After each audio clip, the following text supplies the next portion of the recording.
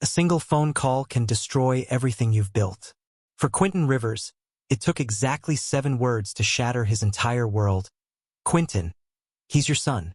We need to talk. Manhattan before sunrise. The city's still asleep, but Quentin Rivers is already awake, standing in his corner office on the 47th floor, watching the darkness fade into dawn. At 35 years old, he's the youngest CEO in tech sector history, a self-made titan, the kind of man whose name makes boardrooms go quiet. His mornings start with brutal workouts in a private gym that overlooks Central Park. His nights end with the glow of stock tickers reflecting off floor-to-ceiling windows as the city sparkles below like scattered diamonds. Everything Quentin touches turns to gold. Multi-million-dollar deals? He closes them before lunch. Global strategy meetings? He dominates them. Black-tie galas? He's the most photographed man in the room. On paper, Quentin Rivers has it all: the corner office, the penthouse view, the respect of Wall Street. He's the youngest CEO in tech sector history, a self-made genius who clawed his way up from a modest suburban upbringing to command an empire worth billions. But here's the truth nobody sees. Every night, Quentin falls asleep to the cold glow of city lights below, utterly alone. Every morning, he wakes up to empty rooms filled with expensive furniture that nobody else touches. Success, it turns out, makes a terrible companion. He once confessed to a mentor, voice cracking slightly, "You know, I didn't know life could be this lonely." That admission haunts him still. 7 miles north in Harlem, a completely different life unfolds. Zara Khan wakes to bird calls and subway horns, her bright patterned blouse already laid out for another day of shaping young minds. She's 32, a third-grade teacher whose classroom walls burst with color, student artwork, inspirational quotes, constellation charts. Her students know her as the teacher who ends every day with a dance and a dream. But what they don't know is the secret she's been carrying for 5 years. A secret that's about to shatter someone's carefully constructed world. Quentin Rivers has everything a man could want. At 35, he's the youngest CEO in tech sector history, commanding an empire from his Manhattan corner office. Every morning before dawn, he's analyzing markets on multiple screens. Every night, he falls asleep to the glow of city lights far below his penthouse. The world sees a visionary, a titan of industry, a man who turned a college scholarship into a billion-dollar company. But here's what they don't see. The empty champagne glasses after solo dinners, the echo in his high-tech apartment, the way he scrolls through his phone at midnight searching for a message that never comes. Success, Quentin Rivers has learned, can be the loneliest achievement of all. It's a crisp Tuesday morning in October when everything changes. Quentin stands at his floor-to-ceiling windows, 30 stories above Manhattan, watching the sun bleed gold across the skyline. His reflection stares back at him.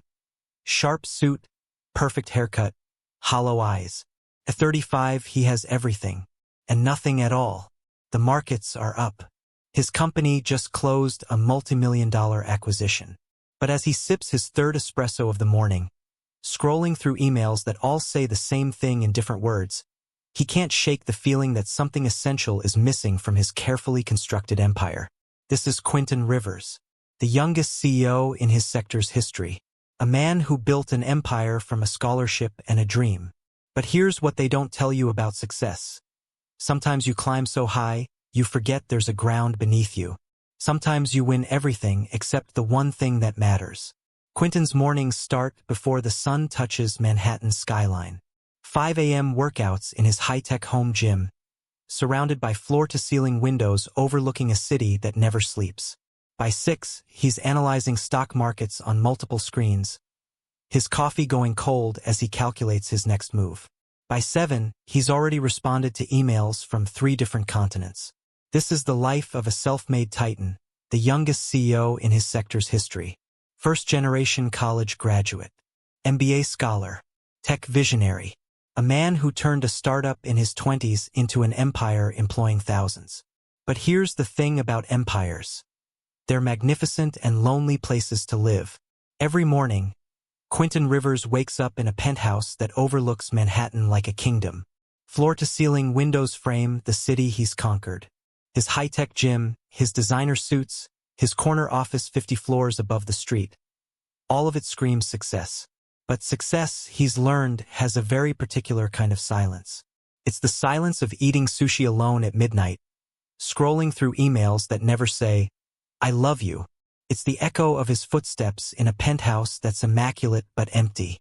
At 35, Quentin Rivers has everything a man could want.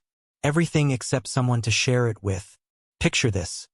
Every morning before the sun even thinks about rising, Quentin's already awake, studying stock market fluctuations on a wall of glowing screens. He's built an empire from nothing, first-generation college grad, MBA on scholarship, launched a tech startup in his 20s that now employs thousands. He's the youngest CEO in his sector's history, the kind of success story that makes headlines. But here's the thing about reaching the top. Sometimes you look around and realize you climbed that mountain alone. His colleagues respect him, fear him even, but know him? That's a different story entirely. Every night, Quentin falls asleep to the glittering lights of Manhattan sprawled below his penthouse windows. Every morning, he wakes up to those same lights, now dim in the dawn. The city that never sleeps has become his only companion. He jokes about it sometimes, in those rare, vulnerable moments with his mentor. "I didn't know life could be this lonely." But it's not really a joke, is it? It's a confession wrapped in laughter. The kind of truth successful people aren't supposed to admit. 7 miles north, a different kind of morning unfolds. Zara Khan's alarm goes off at 6:30. A mix of bird calls and distant subway horns filtering through her Harlem apartment window. She's 32, an elementary school teacher with a smile that could light up the darkest classroom. By the time she's pulling on a bright patterned blouse and feeding Cinnamon the goldfish, Quentin Rivers is already 3 hours into his workday, analyzing stock portfolios in a silent penthouse that echoes with emptiness. 2 lives, 2 worlds, 7 miles apart, but they might as well be living on different planets. Quentin Rivers doesn't do weakness. At 35, he's the youngest CEO in tech sector history, a self-made king ruling over a Manhattan empire of glass and steel. Every morning before the sun rises, he's already awake, checking markets on multiple screens, his coffee going cold as numbers flash across his vision. By the time most people hit snooze, he's already made decisions worth millions. His corner office overlooks a city that never sleeps, and neither does he. Pre-dawn workouts in his high-tech gym, back-to-back boardroom meetings, multi-million-dollar deals signed before lunch, black-tie fundraisers where champagne flows and conversation stays surface level. This is Quentin Rivers' life, a relentless machine of ambition and achievement. He's the youngest CEO in his sector's history, the golden boy who clawed his way up from a modest suburban family, the first to go to college, MBA on scholarship, startup in his 20s. Now he oversees thousands of employees and commands respect in every boardroom he enters. His colleagues call him a visionary. The press calls him a titan. But late at night, when the city lights flicker below his penthouse windows, Quentin calls himself something else entirely. Lonely. He dines alone at sushi bars past midnight, scrolling through emails that could wait until morning. He attends black-tie fundraisers with a champagne flute in hand and a smile that doesn't quite reach his eyes. He once confessed to a mentor, "You know, I didn't know life could be this lonely." The irony wasn't lost on him. He had everything money could buy, and nothing money could truly give. 7 miles north in Harlem, a different life unfolds. Zara Khan wakes to bird calls and subway horns, her cramped apartment bursting with warmth that Quentin's penthouse could never buy. She's 32, a third-grade teacher with chalk-dusted fingers and a smile that lights up her classroom. Her students know her by the bright patterns she wears and the way she ends each day with a dance or an inspiring quote. After school, she coaches girls' soccer and volunteers at her church. Sunday dinners at her apartment overflow with family, aunties, cousins, her mother's fried chicken and sweet potato pie. Postcards from Paris and Tokyo cling to her fridge, remnants of dreams she hasn't abandoned. She's content in Harlem, yet curious about the world beyond. 2 years ago, their worlds collided at a charity gala. Quentin had been dragged there by his PR team, another black tie obligation in a calendar full of them. Zara attended as a +1 for a friend who taught at a private school. Under string lights and a jazz quartet, they found each other by the bar. He told her about building something from nothing. She told him about building futures in third graders. They danced. They laughed. By the subway entrance, he kissed her softly and promised to call. Then dawn broke. His phone exploded with a board crisis, and Quentin disappeared into the machinery of his empire. Zara waited. The call never came. Weeks later, she discovered she was pregnant. Now, on this crisp autumn morning, Quentin's phone buzzes with an unknown number. He answers with his polished CEO greeting, expecting a client. Instead, he hears a voice he thought he'd lost forever. "Quentin, I need to talk to you. It's about something important." His heart stops. After 2 years of silence, why now? He stumbles through the rest of his meetings on autopilot, his mind a cyclone of questions. That evening, he finds Zara in a dim cafe near the park, sitting alone at a corner table. A stroller rests beside her, a small form sleeping inside.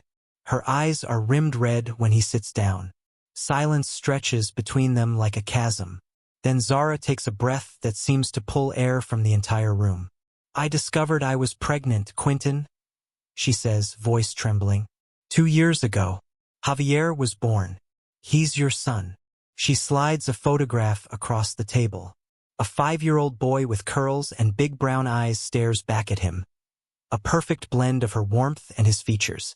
Quentin's world tilts off its axis. "My son," he whispers.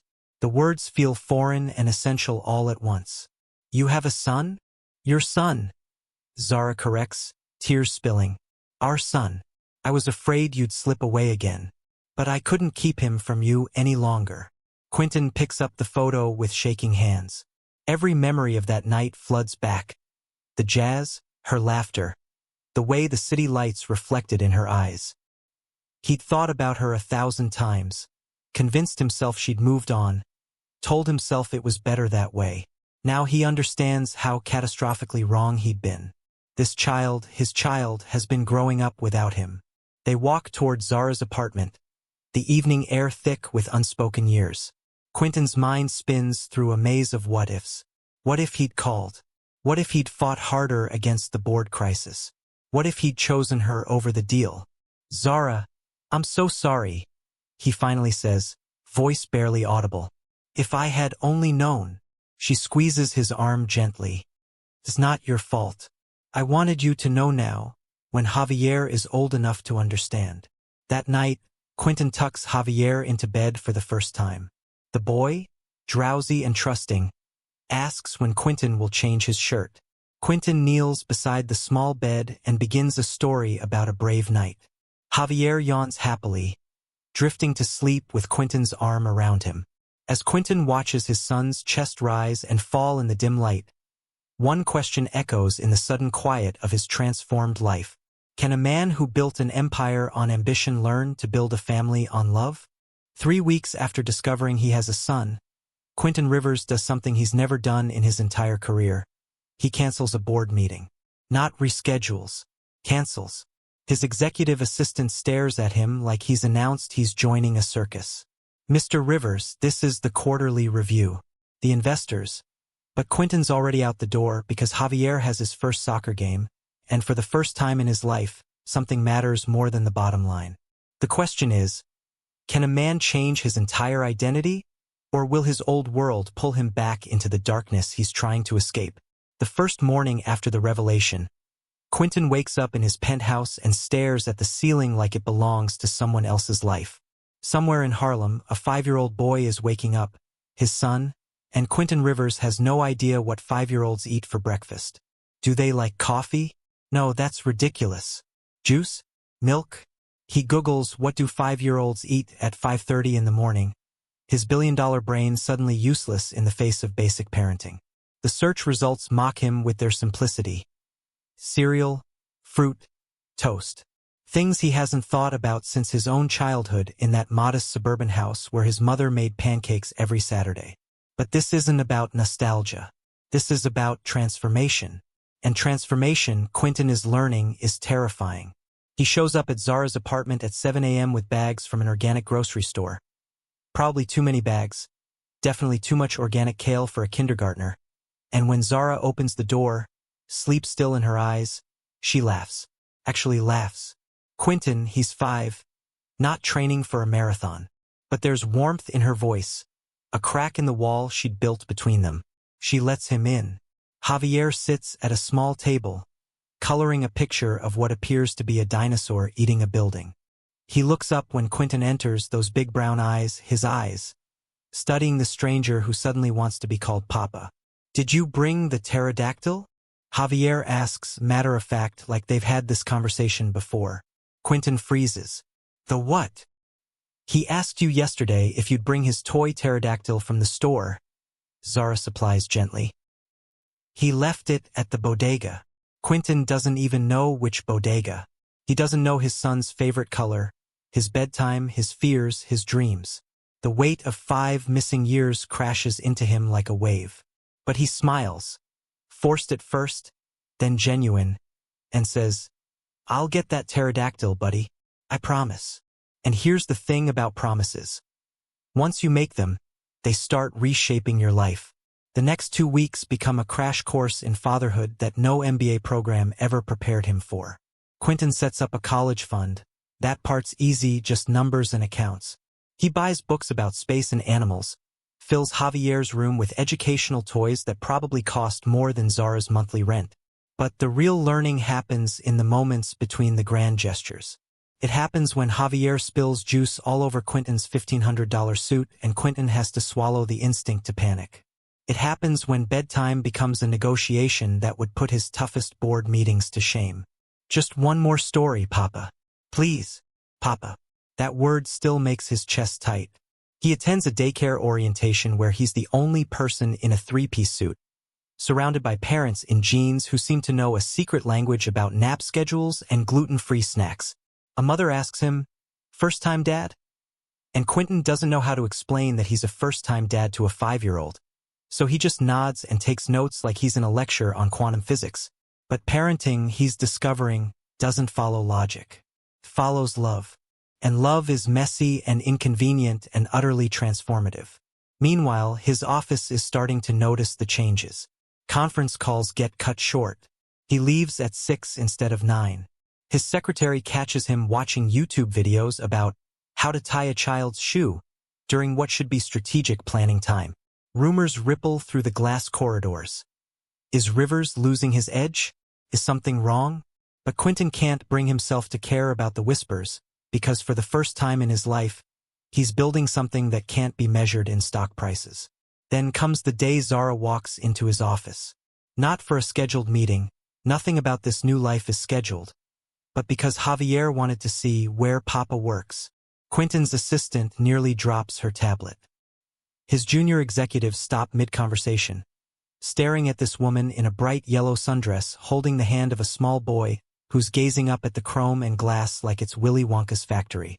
"This is my son," Quentin says, and the words carry through the open concept office like a shockwave.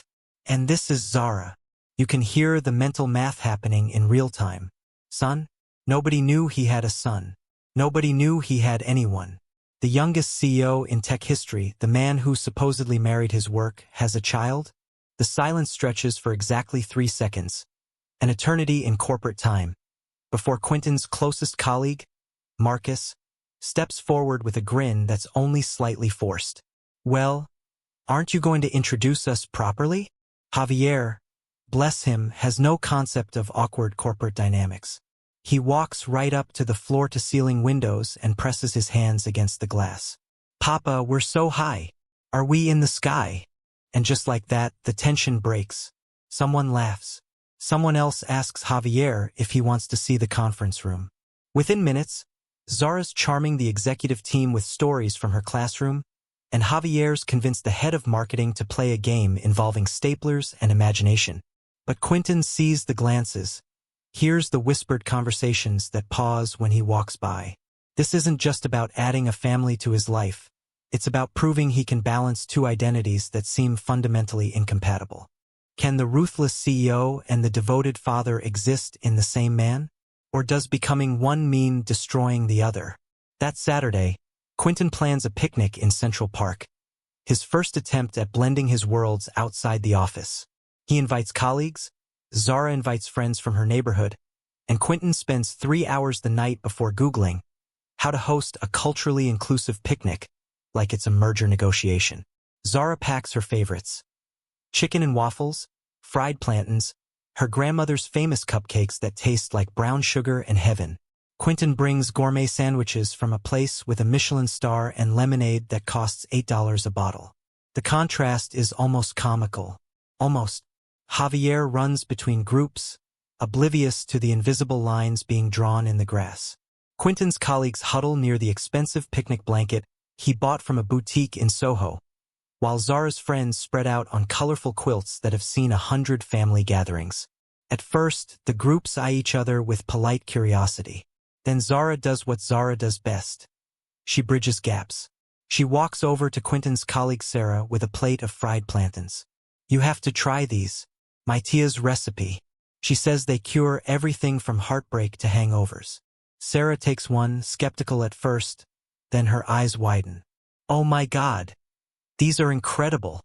Meanwhile, Javier's playing tag with anyone who'll chase him, and suddenly Quentin's watching his CFO sprint after his son, while Zara's cousin cheers them on. The food starts migrating between groups. Someone puts on music, a mix of jazz and hip-hop that nobody planned but everyone enjoys. By mid-afternoon, boundaries have blurred. Quentin's grilling hot dogs next to Zara's uncle, who's giving him very detailed instructions on the proper char. One of Zara's friends is debating cryptocurrency with Quentin's head of finance. And in the middle of it all, Javier sits on a blanket eating a cupcake, frosting on his nose, grinning like he's orchestrated world peace.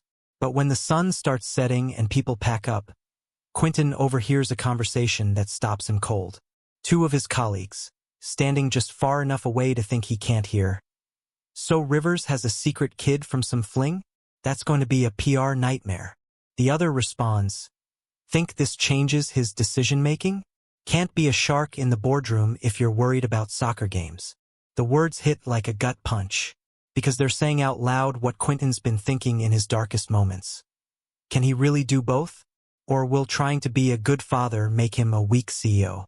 The following weeks become a high-wire act, and Quentin's not sure he has the balance for it. He starts missing the first 30 minutes of board meetings because Javier's school called, stomach ache or loneliness, or sometimes just wanting to hear his papa's voice. He stops responding to emails after 8 p.m. because that's when Javier needs his bedtime story, and Quentin's discovered that reading The Very Hungry Caterpillar in different voices is somehow more satisfying than closing a multimillion-dollar deal. His performance doesn't drop.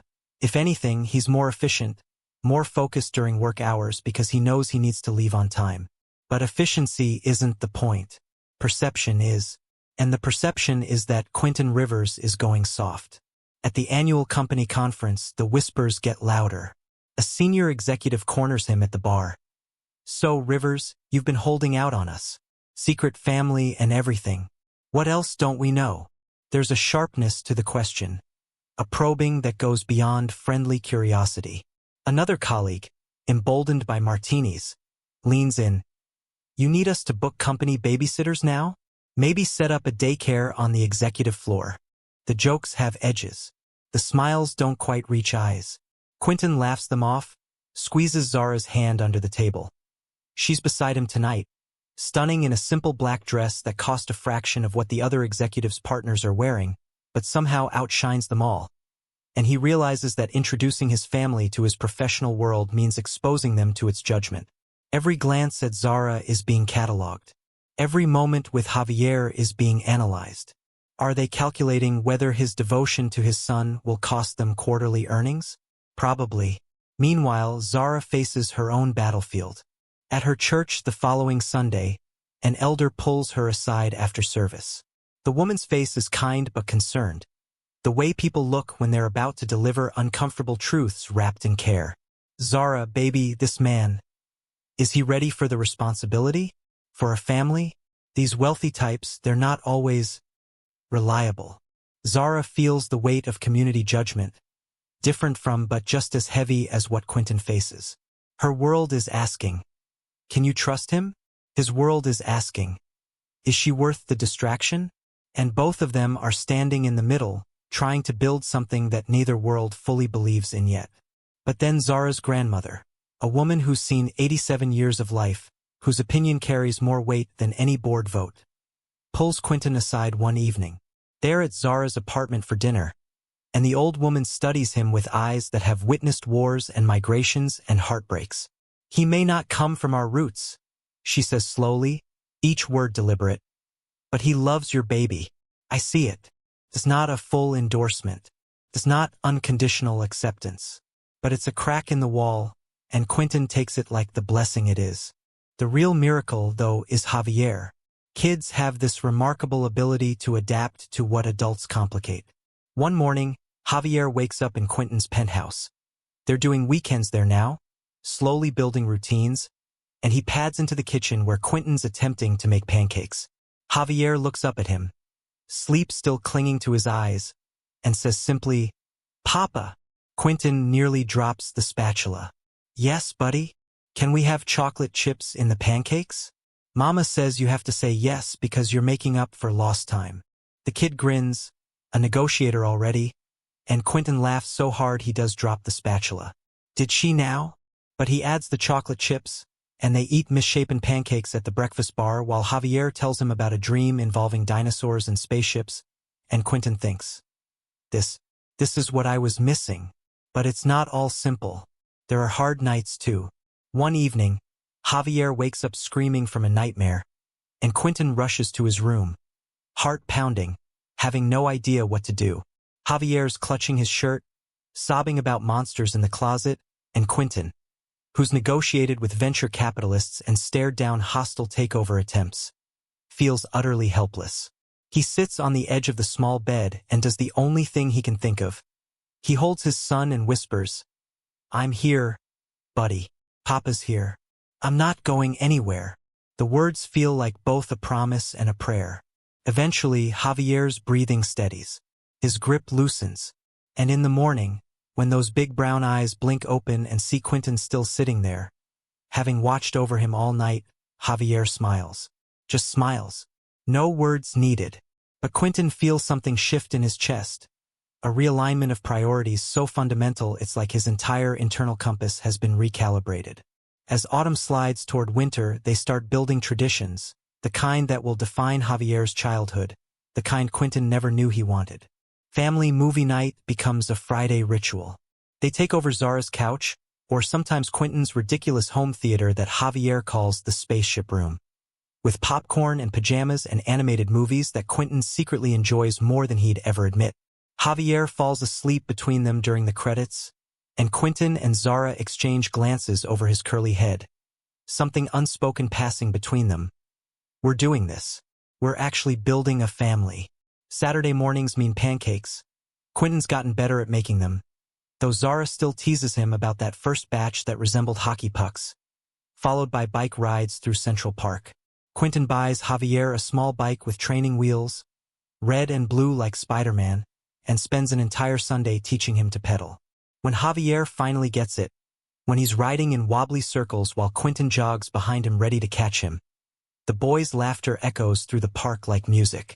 At school, Javier starts introducing them as Mama Zara and Papa Quentin to his friends. Each introduction delivered with pride that makes both their hearts swell. Quentin shows up to a parent-teacher conference, probably the only father there in a suit fresh from a board meeting, and Javier's teacher tells him, "He talks about you constantly. You've made quite an impression." The teacher has no idea that the impression runs both ways, that this 5-year-old has completely rebuilt a 35-year-old's entire understanding of what matters. Even at the office, things seem to stabilize. Quentin starts a new policy, no emails after 8 p.m. company-wide. "If I can prioritize family time, so can all of you," he tells his leadership team. Some look skeptical, but others look relieved, like he's given them permission to be human. He donates a substantial portion of his quarterly bonus to Javier's school, earmarking it for art supplies and new books. "One teacher changed my life," he tells the principal. "I'd like to make sure other kids get that chance." At the next board meeting, He tells the team something that would have been unthinkable 6 months ago. Working hard is essential, but nothing, and I mean nothing, matters more than the people you love. If we forget that, we've failed at more than business. The room goes quiet. Then his CFO, a woman with 3 teenagers at home, starts clapping. Others join. It's not unanimous. Some board members still look concerned about the new Quentin, but it's a start. One afternoon, Quentin does something that becomes legendary among Zara's students. He shows up at her classroom dressed as a friendly bear for story time. The kids go absolutely wild. Zara tries to hide her laughter behind her hand as Quentin, in full costume, reads Goldilocks and the Three Bears with dramatic flair. After school, she teases him, "I can't get rid of you that easily, can I?" And Quentin, still wearing the bear head, pulls her close and says, "Not a chance. Feels like they're winning, like the two worlds are merging, like maybe, just maybe, this impossible balancing act is actually possible." But here's what they don't see coming. Success has a way of breeding complacency. And complacency in a story like this is dangerous. The first crack appears at Javier's school talent show. It's a Thursday evening, the cramped auditorium packed with parents holding phones up to record every moment. Zara invited Quentin, of course, but he almost doesn't make it. A last-minute crisis at the office, a major client threatening to walk, keeps him in a conference call that stretches past the show's start time. He sits in his office, watching the clock, listening to his head of sales explain why they can't afford to lose this account, and something inside him rebels. "Handle it," he tells his team, standing abruptly. "I have somewhere I need to be." He arrives 15 minutes late, slipping into a seat at the back just as Javier's class takes the stage. The kids are performing a song about friendship, each one holding a poster they decorated. Javier stands in the center, his poster covered in glitter and drawings of superheroes. But what makes Quentin's breath catch is that one of those superheroes is labeled Papa in Javier's careful printing. The moment Javier spots him in the crowd, his entire face transforms. Pure joy, uncomplicated love. And in the middle of the performance, breaking the carefully rehearsed choreography, Javier runs off the stage and barrels into Quentin's arms. The auditorium erupts in ahs and laughter. Zara's eyes glisten with tears from her seat in the front row. Quentin holds his son, this small solid weight of humanity, and feels something inside him finally, completely break open. After the show, he lifts Zara's hand and kisses it, right there in front of everyone. Teachers, parents, students.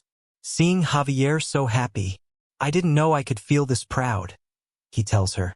She leans into him on the walk home, Javier between them holding both their hands. "We're a family now," she says softly, and Quentin believes her. He wants to believe her. But that night, lying awake in his penthouse, he gets an email that makes his stomach drop. The subject line, "Board vote scheduled motion to replace CEO." Someone's making a move against him. Not an external threat, those he could handle, but an internal one. 3 board members have called for a vote of no confidence, citing decreased focus, shifting priorities, and concerns about long-term leadership vision. The email is corporate speak for, "You're choosing your kid over the company, and we can't have that." Quentin sits in the darkness of his office at 2 a.m., the city glittering below, and faces a truth he's been avoiding. His two worlds aren't merging peacefully.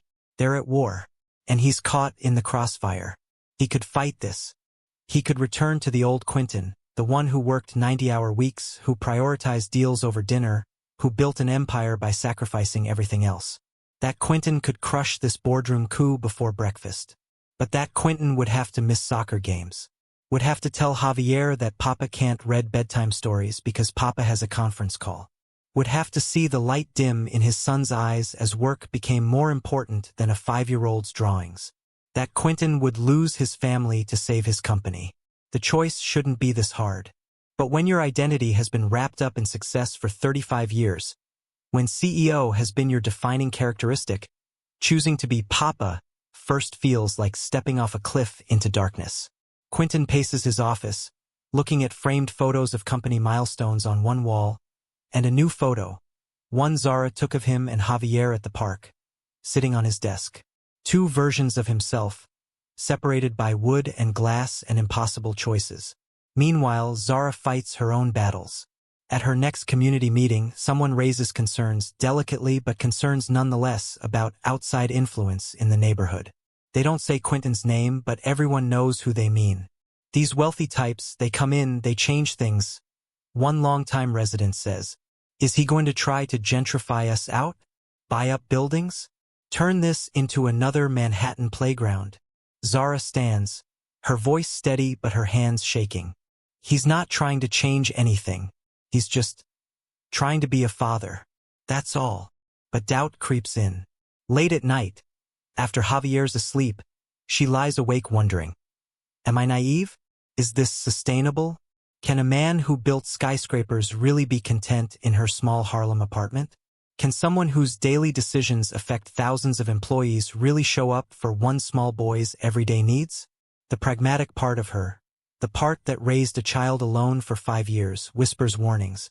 But the hopeful part, the part that saw how Quentin looked at their son at the talent show, wants to believe. She calls her mother one night, voice thick with tears she won't let fall. "Mama, what if I'm setting Javier up for heartbreak? What if Quentin can't really do this?" Her mother is quiet for a long moment. Then, "Baby, the question isn't whether he can. It's whether he will. And only time tells that truth." One clear evening, Quentin invites Zara to his building's rooftop. The one place in his world that feels removed from both the corporate warfare below and the community judgment she faces. They stand at the edge, the city spread out like a constellation of possibilities and problems, and for a while, neither speaks. Sometimes silence says more than words. Finally, Quentin breaks it. "I'm scared," he admits. "I'm terrified that I'm going to lose you, that I'm going to fail Javier, that I can't be both things, the CEO and the father, and that trying to be both means I'll end up being neither." Zara turns to him, and in the dim light, he sees tears tracking down her face. "I'm scared too," she whispers. "I was scared when I found out I was pregnant and you were gone. I was scared calling you.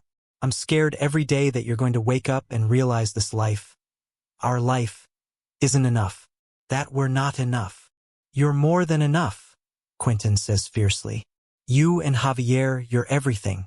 But there are people who want to take what I've built. People who see my love for my family as weakness." "Is it?" Zara asks. Not accusatory, just honest. "Is loving us making you weak?" Quentin thinks about this. Really thinks about it. About the late nights he used to spend chasing deals that don't matter in the morning light. About the loneliness he wore like armor. About the 5 years he missed with his son because he was too busy building something that, in the end, couldn't hold him when he cried. "No," he says finally. "Loving you makes me human. And maybe that's what I was missing all along." They kiss under the stars, the same stars that watched over them 2 years ago at that gala. The same stars that have witnessed every human struggle since time began. This kiss is different from that first one, less about discovery, more about decision. They're choosing each other, fully aware of the costs. But choosing something doesn't make it easy. And as they pull apart, both of them know that the real test is still coming. In the weeks that follow, Quentin makes changes that ripple through his company like earthquakes. He restructures his executive schedule, delegating more and attending fewer unnecessary meetings. He brings in a COO, something he swore he'd never do, to handle day-to-day operations so he can focus on strategy and, more importantly, family. Some board members see this as smart scaling. Others see it as the beginning of the end.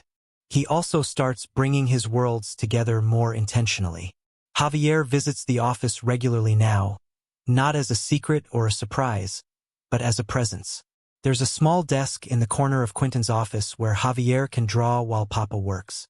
Sometimes executives walk in for meetings and find themselves negotiating billion-dollar deals while a 5-year-old hums and colors nearby. It's bizarre. It's unprecedented. And somehow it works. The assistants keep a drawer of snacks for Javier. The security guards know him by name. The company is learning to accommodate a CEO who's also a father, even if not everyone is happy about it. One afternoon, Quentin's mentor, the one he once confessed his loneliness to, stops by. The old man has built and sold 3 companies, raised 4 kids, and buried 2 wives. He sits in Quentin's office, watching Javier stack blocks in the corner, and says, "You know what I regret most about my success? I missed my daughter's childhood. All of it. I was there for graduations and weddings, but I missed the everyday magic. The blocks and the bedtime stories. Don't make my mistake, son." The words land like prophecy. Meanwhile, Zara makes her own bold moves. She starts taking night classes for a master's degree in education administration, paid for by a scholarship fund Quentin established in her name. First, she refused. Pride, independence, the fear of being seen as taking advantage. But Quentin argued, "If someone offered you this without knowing me, you'd take it. Don't punish yourself for knowing someone who can help." So she takes the classes, and they're brilliant. Her professors tell her she has a gift for understanding both pedagogy and policy. She starts imagining a future where she's not just teaching children but training teachers, influencing curriculum, shaping education at a systemic level. It's a bigger dream than she allowed herself before, and having Quentin's support, both emotional and financial, makes it feel possible. They also plan something neither of them could have afforded or imagined alone: a family trip to Europe, to the Paris and Tokyo postcards on Zara's fridge, to the dreams they both held separately, now to be fulfilled together. Javier will get to see the Eiffel Tower, eat gelato in Rome, stand where history was made. They book the trip for summer, giving them something to look forward to, a shared goal that exists beyond the current tensions. But the board vote looms. Quentin gets intelligence from an ally. The vote is scheduled for 3 weeks out, right in the middle of Javier's 6th birthday party. The timing feels like a deliberate provocation. Choose your company's future or your son's celebration. Show us what really matters to you, Rivers. He sits with this information for days, turning it over like a puzzle with no solution. Zara notices his distraction. "Talk to me," she says one night after Javier's asleep.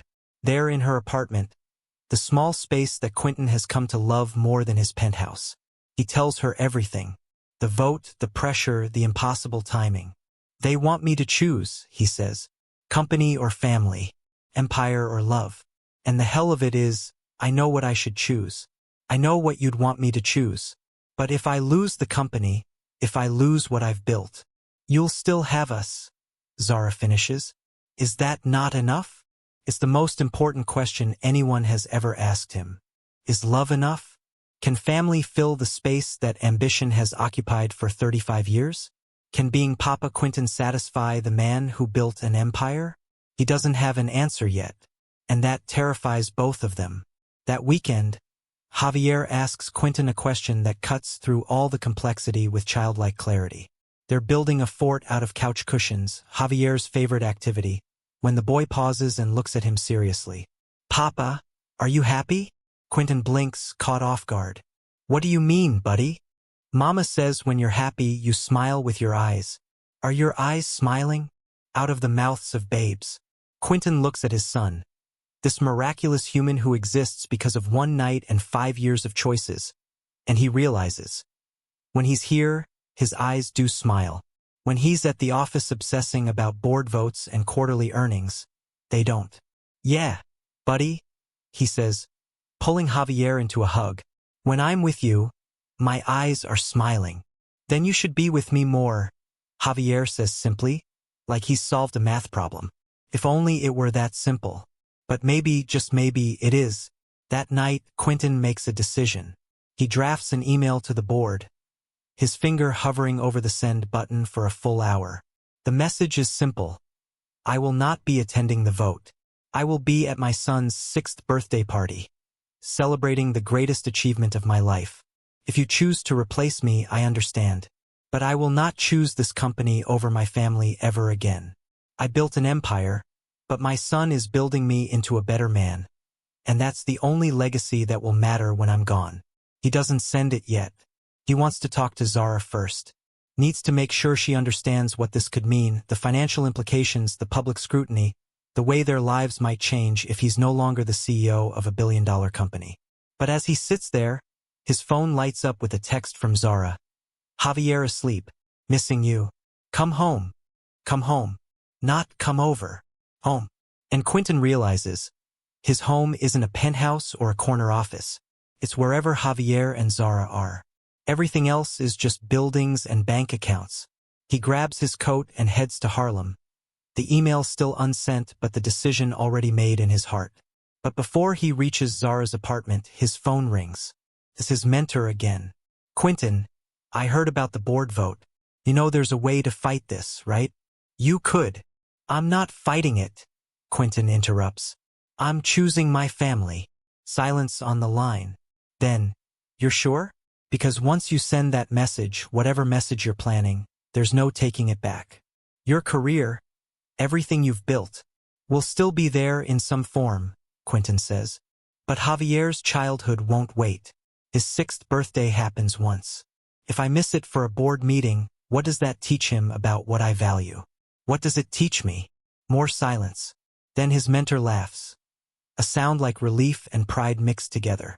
Took me 3 companies and 65 years to learn that lesson. You figured it out at 35. Maybe you're smarter than I gave you credit for. They hang up, and Quentin stands outside Zara's building, looking up at the lit window where his son is sleeping and the woman he's falling in love with is waiting. The choice isn't hard anymore. It's actually the easiest decision he's ever made. He climbs the stairs. No elevator in this building.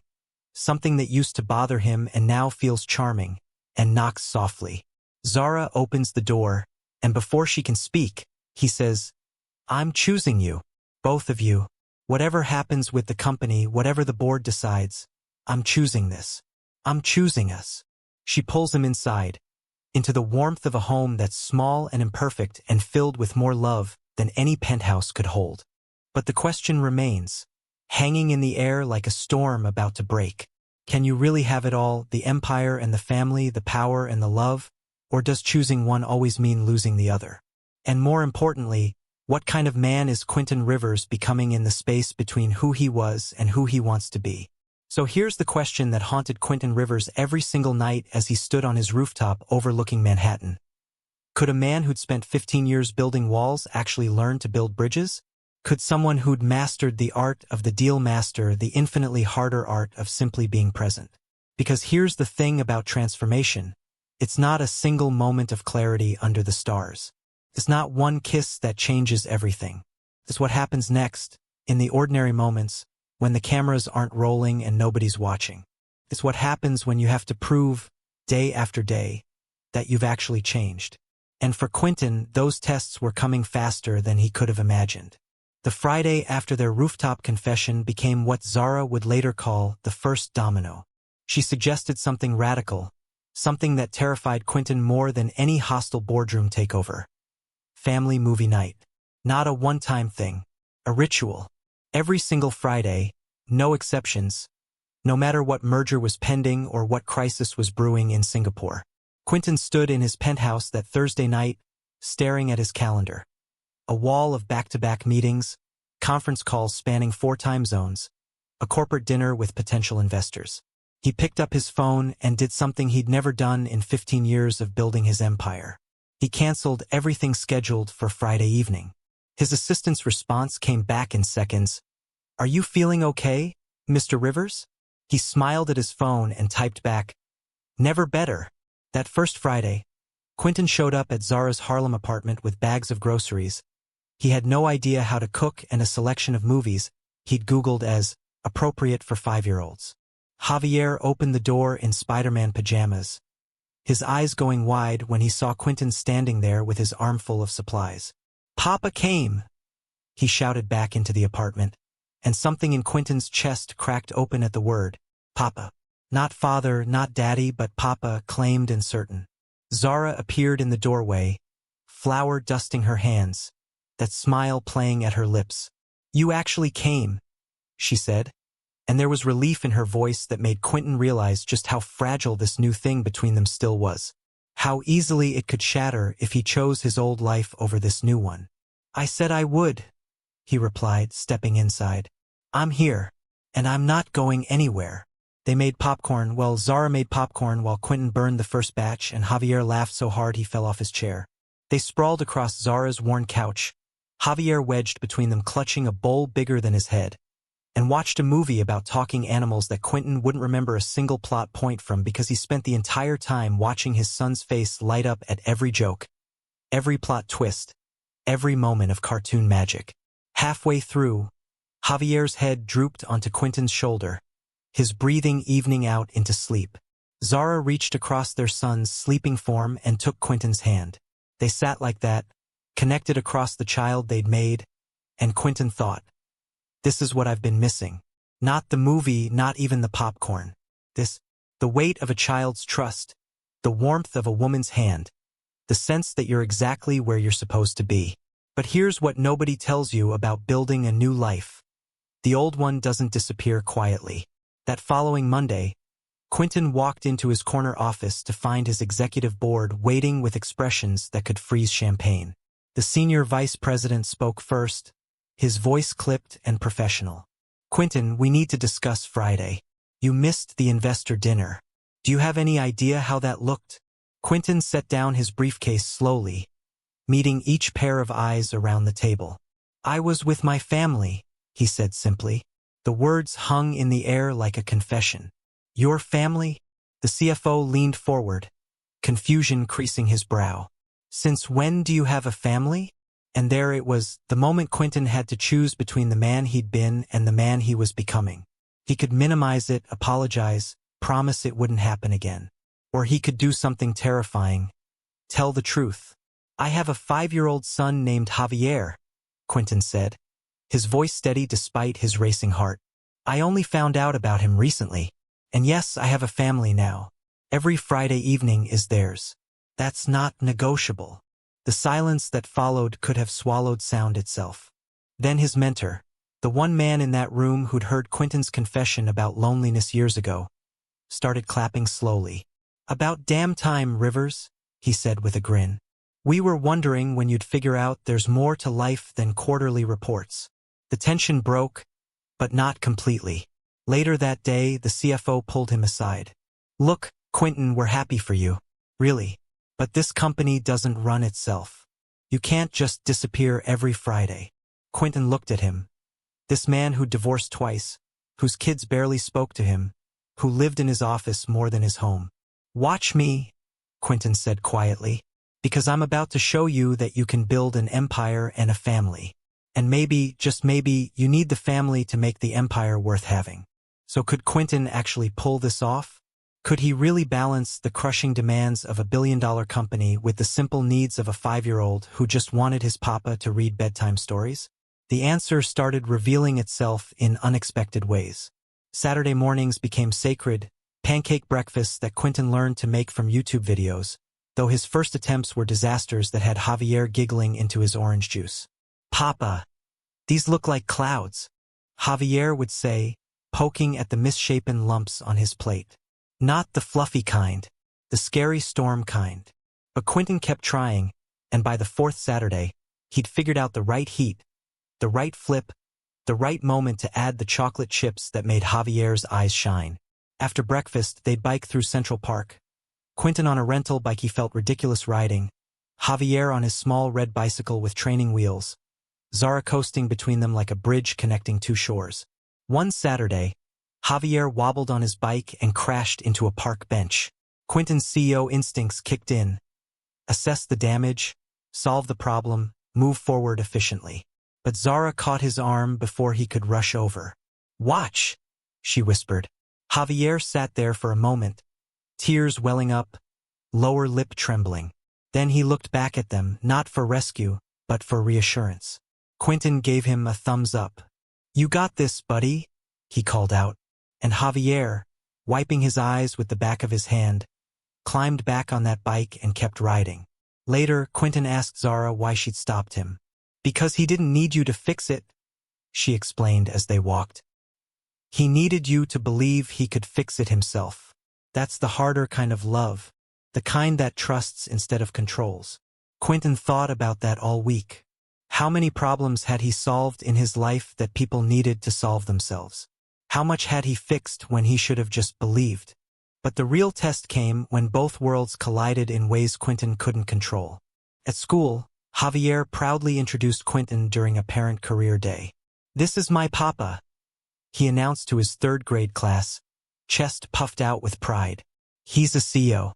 That means he's the boss of lots of people." The teacher smiled encouragingly. "And what does your papa do at work, Javier?" Javier's face scrunched up in concentration. "He talks on the phone a lot, and types on computers, and he brings me to his big building with elevators that go really fast." The class giggled. Quentin felt his face flush, this child's innocent summary of his life's work. All those deals, all those strategies reduced to fast elevators and phone calls.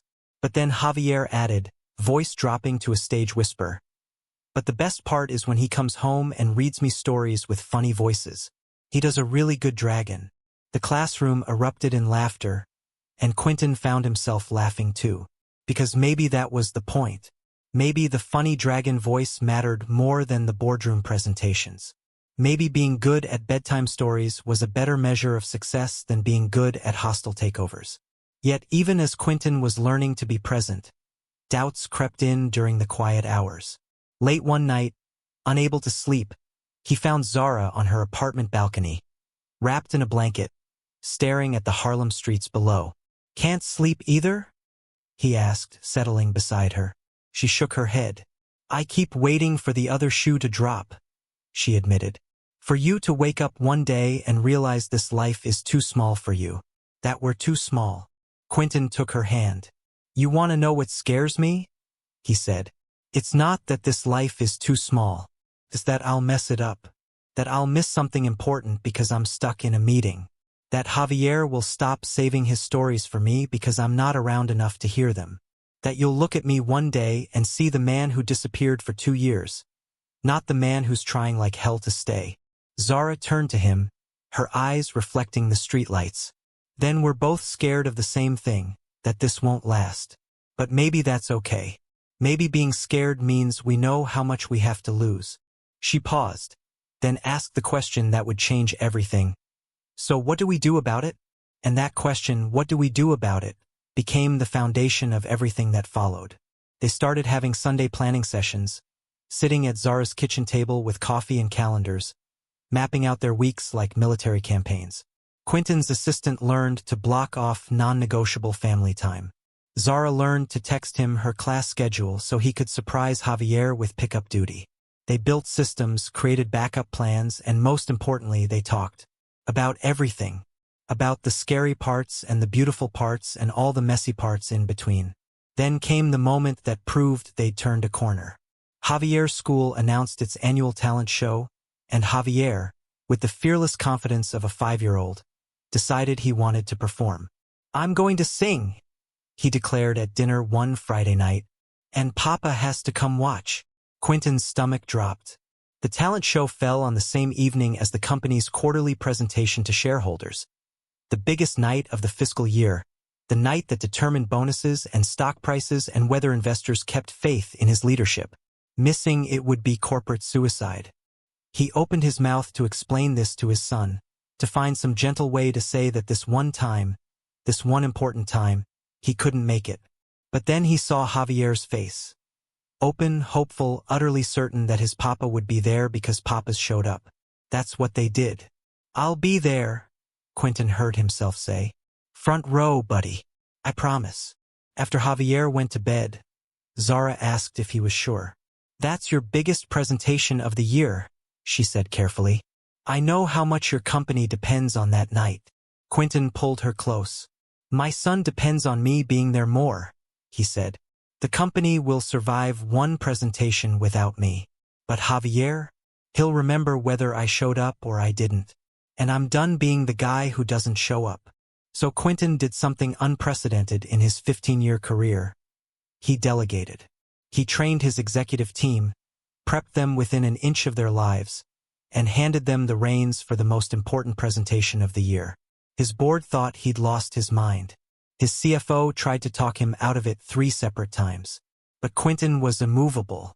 The night of the talent show arrived, and Quentin sat in a cramped elementary school auditorium on a metal folding chair, surrounded by other parents with their phones out, ready to record their children's moments of glory. The shareholder presentation was happening 15 blocks away without him. His phone buzzed incessantly with updates. The presentation was going well. The investors were responding positively. The stock was holding steady. But Quentin silenced his phone and put it away. Because right then, the lights dimmed, and a parade of children took the stage.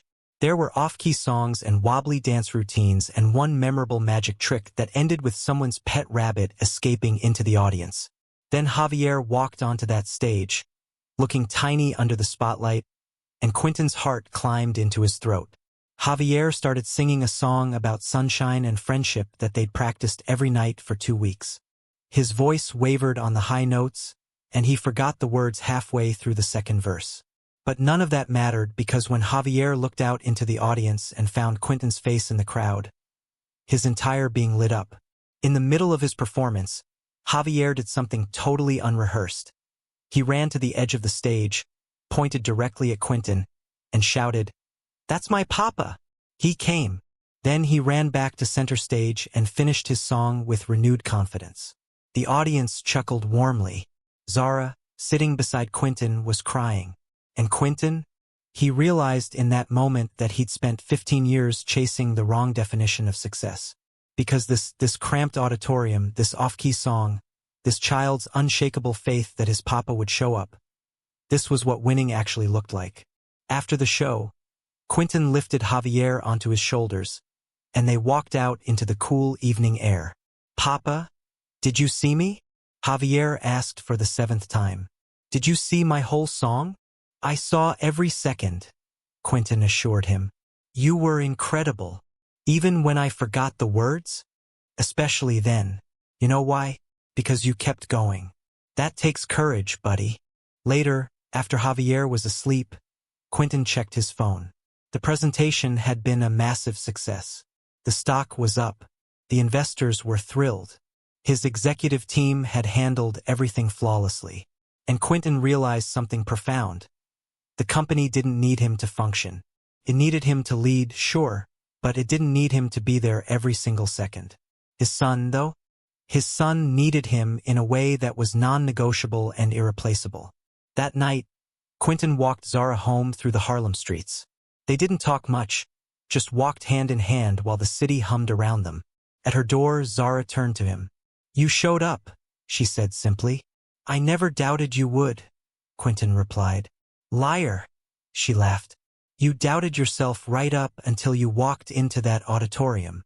"Okay, fair," he admitted. "But I still showed up." "Yeah," Zara said, reaching up to touch his face. "You did." The weeks that followed fell into a rhythm that felt both strange and natural to Quentin. He was still the CEO, still running board meetings, closing deals, leading his company into new markets. But now he did it all with a countdown clock in his head. Hours until bedtime stories, days until family movie night, weeks until the next school event. His executive team adjusted. His assistant became an expert at diplomatically rescheduling conflicts. And slowly, other people in the company started following his lead.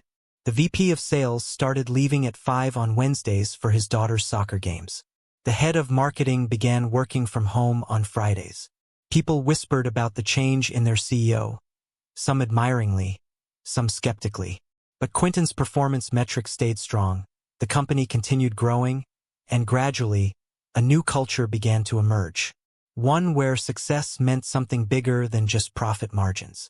One evening, Quentin arrived at Zara's classroom after hours, dressed as a friendly bear for story time with her 3rd graders. The kids screamed with delight at the sight of this tall man in a bear costume attempting to read Goldilocks with a growly voice. Zara watched from the back of the room, laughing so hard she had tears streaming down her face. Afterward, as they cleaned up construction paper and crayons, she said, "You know, when I first met you at that gala, I thought you were probably a good person trapped in a very serious life. But I'm starting to think you're actually kind of ridiculous." Quentin pulled off the bare head, his hair sticking up in every direction. "Ridiculous is my new brand," he said proudly. "CEO by day, friendly bear by evening, bedtime story specialist by night." "And what about us?" Zara asked, her tone shifting to something more vulnerable.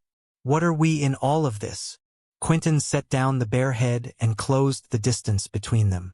We're the point of everything else, he said. The reason I put on the bear costume and the reason I show up and the reason I'm learning to make pancakes that don't look like storm clouds. We're the story I want to keep telling for the rest of my life. But even as things settled into this new normal, life had one more surprise waiting. It came on a Saturday morning during pancake breakfast, which had by now become a weekly tradition complete with Javier's running commentary on the quality of each pancake. This one looks like a heart. This one looks like a spaceship. This one looks like... Papa, what is this one?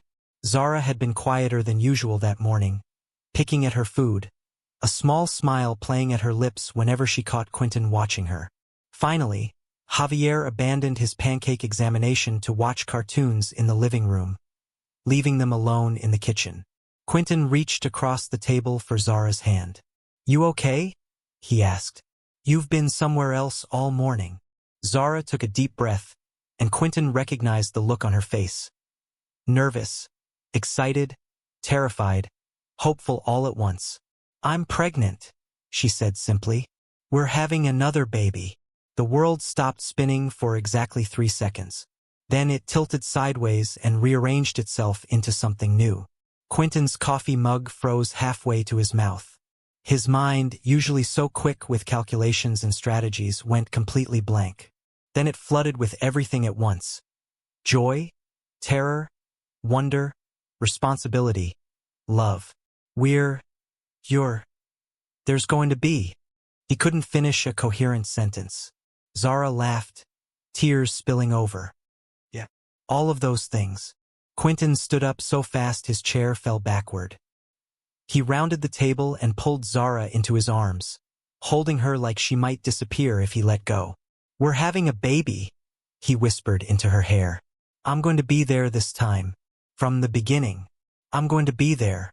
I know you are, Zara said, pulling back to look at him. That's why I'm not scared this time. Well, I'm a little scared. Babies are terrifying. But I'm not scared of you leaving. Because you're not the same man who walked away 2 years ago. No, Quentin agreed. I'm not.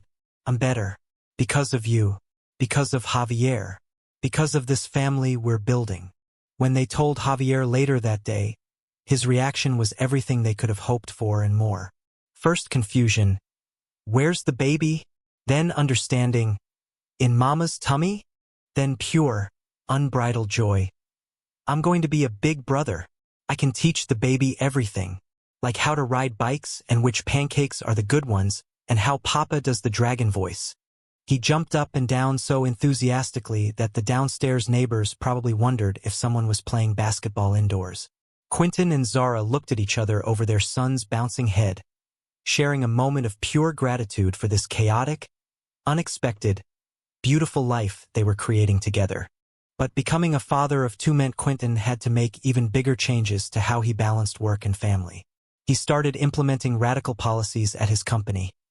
Generous parental leave for all employees, flexible work arrangements, on-site childcare facilities. His board pushed back. This is going to cost millions, they warned. Yes, Quentin agreed. And it's going to save us more than that in retention and productivity. But more than that, it's the right thing to do. I spent 15 years building a company that consumed people's lives. I'm going to spend the next 15 building one that supports them. Some investors grumbled. A few threatened to pull out. But most stayed, and new ones came, younger investors, family-focused funds, people who saw Quentin's transformation as a sign of evolved leadership rather than weakness. The company didn't just survive these changes. It thrived. Employee satisfaction soared. Productivity increased. And Quentin became known not just as a tech visionary, but as a leader who'd figured out how to be human in an industry that often forgot humans existed. The nursery came together over several weekends. Quentin wielding paintbrushes with the same intensity he brought to board meetings. Javier helping by getting paint on everything except the walls. Zara directing operations from a comfortable chair while her belly grew. They picked out a crib together, debated color schemes, and assembled furniture with instructions that might as well have been written in ancient hieroglyphics. How is there a piece left over? Quentin asked, staring at a mysterious bolt after they'd finished the changing table. "There's always a piece left over," Zara laughed. "It's like a gift from the furniture gods. Put it in a drawer somewhere." But the room came together beautifully. Soft yellows and greens, shelves waiting for books, a mobile of stars hanging above the crib. Javier insisted on contributing a drawing to hang on the wall. A stick-figure family holding hands, everyone smiling under a bright sun. "That's us," he explained proudly. "Mama, Papa, me, and the baby. We're all happy." And they were. As Zara's pregnancy progressed, Quentin found himself experiencing everything he'd missed the first time. Midnight cravings that sent him searching for specific brands of pickles at 24-hour delis. Doctor's appointments where he heard his child's heartbeat for the first time and openly wept in the examination room. Feeling the baby kick against his hand while they watched movies on Friday nights. Learning alongside Zara what to expect, how to prepare, what this new life would need. He read parenting books late at night in his office, surprising his executive team by having volumes of What to Expect When You're Expecting sitting beside market analysis reports. One board member found him looking at baby names during a conference call. "Rivers, are you seriously picking out baby names right now?" "I'm multitasking," Quentin replied without shame. "We're deciding between Amara and Layla. What do you think?" The call dissolved into 15 minutes of hardened business executives debating the merits of various baby names. It was, Quentin reflected later, the best business meeting he'd ever had. Then, on a Tuesday evening in early spring, Zara's water broke while they were having dinner. Javier, who they'd prepared extensively for this moment, went into the detailed emergency protocol they'd practiced. "Papa, get the hospital bag. Mama, breathe like we practiced. I'll get Mr. Whiskers." Mr. Whiskers was a stuffed elephant that Javier had decided the baby would need immediately upon arrival. Within 20 minutes, they were in a taxi racing to the hospital, Zara breathing through contractions, Quentin holding her hand and probably saying completely useless things like, "You're doing great and we're almost there," and Javier clutching Mr. Whiskers and narrating everything like a sports announcer. "Mama's having another contraction. Papa looks scared. The taxi driver is going very fast.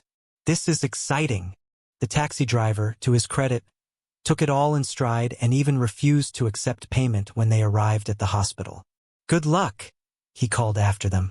"You got this." The hours that followed were a blur of hospital rooms and nurses and doctors, and Quentin feeling simultaneously terrified and useless and more present than he'd ever been in his life. Zara's mother arrived to take Javier home, though he protested loudly that he wanted to meet his sibling immediately. "Soon, baby," Zara promised between contractions. "As soon as your sister is here, you'll be the first to know." "It's a sister?" Javier's eyes went wide. "Yes, it's a sister," Quentin confirmed, grinning despite his nervousness. "Is that okay?"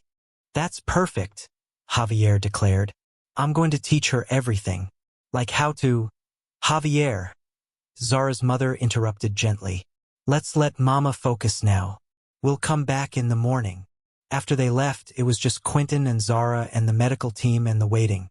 Quentin held Zara's hand through every contraction, whispered encouragement when she was tired, and didn't complain once when she squeezed his hand hard enough to cut off circulation. And then, as dawn broke over New York City, as light spilled through the hospital windows, Amara Rivers entered the world with a cry that announced her arrival to anyone within hearing distance. Quentin cut the cord with shaking hands, tears streaming down his face. They placed Amara on Zara's chest, and Quentin knelt beside the bed, one hand on his daughter's tiny head, the other holding Zara's face. "Look what we made," Zara whispered, exhausted and radiant. "Look at her. She's perfect," Quentin breathed. "You're perfect. This is perfect." Amara was perfect, impossibly small, with a shock of dark hair and Zara's nose and lungs that clearly worked just fine. When she wrapped her tiny hand around Quentin's finger, he felt the last piece of his old life fall away completely. This was what mattered. Not the corner office, not the quarterly reports, not the accolades and achievements. This tiny hand holding his finger. This exhausted woman who'd given him a second chance. This family they'd built from broken pieces. Later that morning, they FaceTimed Javier, who was bouncing off the walls with excitement at Zara's mother's house. Is she here? Can I see her? Does she like Mr. Whiskers? They showed him his sister on the screen, and Javier's face transformed into pure wonder. She's so tiny, he whispered, awestruck. I'm going to be the best big brother ever. I'm going to teach her everything. When can I come meet her for real? This afternoon, Quentin promised. And then you can hold her if you're very gentle. I'll be so gentle, Javier swore. I promise, Papa. I'm going to be perfect. When he arrived that afternoon, Javier approached his baby sister with the solemnity of someone meeting royalty. He washed his hands 3 times, sat in the hospital chair with perfect posture, and held out his arms with breathless anticipation. When they placed Amara in his lap, carefully supporting her head, watching him closely, Javier looked down at his sister with an expression of such pure love that every adult in the room got misty-eyed. Hi, Amara, he whispered. I'm your big brother Javier. I'm going to take care of you forever and ever. And when you're bigger, I'm going to show you all the best stuff. Like how Papa makes pancakes and how Mama sings and how the park has the best swings and... He kept talking to her in that sweet, gentle voice, making promises and telling stories, while Amara slept peacefully in his arms. Quentin watched his children together, his son and his daughter, and felt something settle deep in his chest. This was his legacy. Not the company he'd built or the money he'd made or the deals he'd closed. These children, this family, this love that had transformed him from a lonely king in a tower into something infinitely better. A father, a partner, a person who showed up. He took Zara's hand, and she leaned her head on his shoulder, both of them watching their children with hearts so full they might burst. We did it, she murmured. We actually built something real. We're still building it, Quentin replied. Every day. And I can't wait to see what comes next. The months that followed were chaotic and beautiful and exhausting and perfect. Sleepless nights with a newborn. Javier adjusting to being a big brother with both enthusiasm and occasional jealousy. Quentin learning that 2 children required an entirely different kind of logistics than one. Friday movie nights evolved to accommodate a baby who didn't care about the plot of animated films. Saturday pancake breakfasts now included attempts at baby food that Amara would promptly spit out. But through it all, through the chaos and the exhaustion and the moments when everyone was crying at once, there was joy. So much joy it felt like it might overflow and flood the entire city. Quentin continued revolutionizing his company, but now with the wisdom of a man who understood that business existed to serve life, not the other way around. He started an annual tradition, tech workshops at Javier's school, where he and his team taught kids basic coding and robotics. Watching his son proudly show his classmates what his papa did for work, and seeing those kids light up with excitement about technology, Quentin realized he'd found a way to make both his worlds matter. The corner office CEO and the dad who read bedtime stories weren't separate people anymore. They were the same person, finally integrated, finally whole. Zara went back to teaching part-time, then enrolled in a master's program that Quentin's scholarship fund made possible. She'd protested at first. I can pay my own way. But Quentin had taken her hands and said, I know you can, but you don't have to. We're a team now. Your dreams are our dreams. So Zara studied child psychology while teaching and raising 2 kids, and somehow made it all work with grace and humor and only occasional breakdowns in the bathroom. Quentin learned to handle bedtime duty solo when she had evening classes. Javier learned to be quiet during Mama's study time. And Amara learned that sometimes the best entertainment was watching her big brother perform elaborate puppet shows to keep her occupied. They planned the trip to Europe, Paris and Rome and all the places on those postcards that had lived on Zara's fridge for years. Javier was beside himself with excitement, already planning what souvenirs to bring back for his kindergarten friends Brendan and Aisha. Amara was too young to remember it, but they'd have pictures and stories to tell her when she was older. The trip wasn't just about seeing the world, though that was part of it.